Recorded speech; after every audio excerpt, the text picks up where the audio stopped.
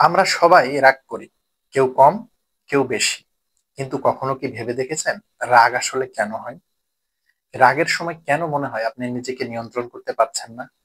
কে যেন ভেতর থেকে আপনাকে কন্ট্রোল করছে। একটা ছোট ভুল কথা শুনেই মাথা গরম হয়ে যায়, মনে হয় এই মুহূর্তেই কিছু একটা ভেঙে ফেলি।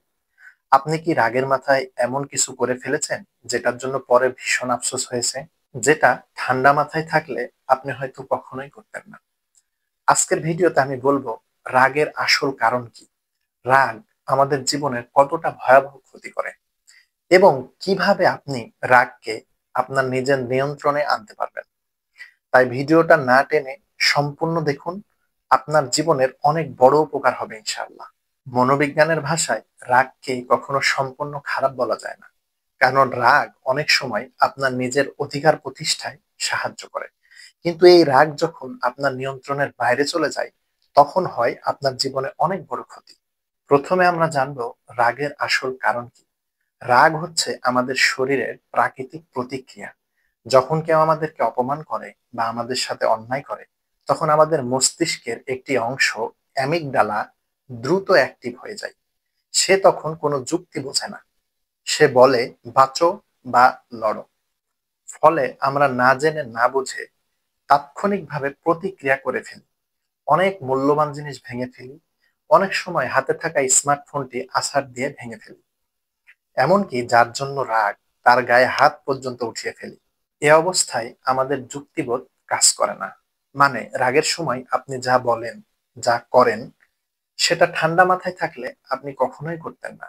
মনোবিজ্ঞানে একে বলে ইমোশনাল হাইজ্যাকিং, অর্থাৎ আপনার আবেগ তখন আপনাকেই বন্দি করে ফেলে। এখন আমরা জানবো রাগ আমাদের কত বড় ক্ষতি করে। রাগের সময় আমাদের শরীরের রক্তচাপ বেড়ে যায়, এতে ব্রেন স্ট্রোক এবং হার্ট অ্যাটাকের ঝুঁকি অনেকটাই বেড়ে যায়। শুধু তাই নয়, রাগ অনেক মধুর সম্পর্ক নষ্ট করে দেয়, বন্ধুত্ব শেষ করে দেয়, পরিবারের শান্তি পুরোপুরি নষ্ট করে দেয়। সবশেষে রাগ মানুষকে ধ্বংস করে দেয়, ভেতর থেকেও বাহির থেকেও। রাগ কতটা ধ্বংসাত্মক এটা বোঝানোর জন্য একটা ছোট্ট গল্প বলি। গল্পটি হয়তো আপনি আগেও শুনেছেন। পারস্যের এক বীর যোদ্ধা ছিলেন, নাম ছিল রুস্তম। তার একটি পুত্র সন্তান হয়েছিল, নাম সোহরাব। কিন্তু তাকে জানানো হয়েছিল তার কন্যা সন্তান হয়েছে। সোহরাবও বাবার মতোই বীর যোদ্ধা হিসেবে গড়ে উঠেছিলেন। হঠাৎ রুস্তমের কাছে একদিন খবর আসলো এক তরুণ যোদ্ধা তাকে যুদ্ধের চ্যালেঞ্জ জানিয়েছেন। তিনি সাথে সাথে রাগে ফেপে উঠলেন। তিনি ভাবলেন, কে সেই পাগল যুবক যে আমার সাথে যুদ্ধ করার সাহস দেখায়। তিনি সাথে সাথে তার সাথে যুদ্ধ করার জন্য বেরিয়ে পড়লেন। অবশেষে যুদ্ধ শুরু হলো। যুদ্ধের এক পর্যায়ে রুস্তমের প্রতিটি আঘাতের পাল্টা জবাব দিতে লাগলেন সোহরাব। মনে হচ্ছিল এক যোদ্ধা আরেকজনের প্রতিচ্ছবি। রুস্তমের রাগ চরমে উঠল। তিনি ভাবলেন তার শক্তির সামনে কেউ টিকবে না। তাই তিনি রাগের মাথায় সোহরাবের বুকে তরবারি ঢুকিয়ে দিলেন। সোহরাব মাটিতে লুটিয়ে পড়ল। হাসতে হাসতে বলল, আমার বাবা যদি জানতে পারে তোমার খবর আছে বৃদ্ধ। তখন সাথে সাথে রুস্তম থমকে গেলেন। জিজ্ঞাসা করলেন, হে যুবক, কে তোমার বাবা? সাথে সাথে সোহরাব বলল, আমার বাবা হচ্ছেন বীর যোদ্ধা রুস্তম। রুস্তমের হাত থেকে তরবারি পড়ে গেল। তিনি তার ছেলেকে বুকে জড়িয়ে ধরে কাঁদতে লাগলেন। হায়, আমি কি করলাম? রাগ আমাকে অন্ধ করে দিল, আমি আমার নিজের রক্তকেই শেষ করে দিলাম। কিন্তু ততক্ষণে অনেক দেরি হয়ে গিয়েছিল। এই গল্পটা আমাদের শেখায়, রাগ যখন মাথা দখল করে নেয়, তখন ভালোবাসা মুছে যায়, বিবেকও হারিয়ে যায়। এক মুহূর্তের ভুল সিদ্ধান্ত সারা জীবনের অনুশোচনার জন্য কারণ হয়ে দাঁড়ায়। তাই রাগের মুহূর্তে প্রথমেই একটি মাত্র কাজ করুন, কয়েক সেকেন্ড থামুন, একবার ভাবুন। হয়তো এই থামাটাই আপনাকে এমন বড় ভুল থেকে বাঁচিয়ে দিবে, যা আপনার সারা জীবনের কষ্টের কারণ হতো। এখন আমরা জানবো রাগ নিয়ন্ত্রণ করার উপায়। রাগ উঠলে সঙ্গে সঙ্গে প্রতিক্রিয়া না করে থেমে যান। ৩ বার গভীরভাবে শ্বাস নিন এবং আপনি মনে করুন প্রতিটি শ্বাসে আপনি আপনার রাগকে গলিয়ে ফেলছেন। দেখবেন আপনার রাগ আগের চাইতে কমে গেছে। রাগের মুহূর্তে চুপ থাকুন, কারণ নীরবতাই শক্তি। রাগের মুহূর্তে কথা বলা সম্পর্ক ভাঙতে পারে, কিন্তু নীরবতা সম্পর্ক বাঁচায়।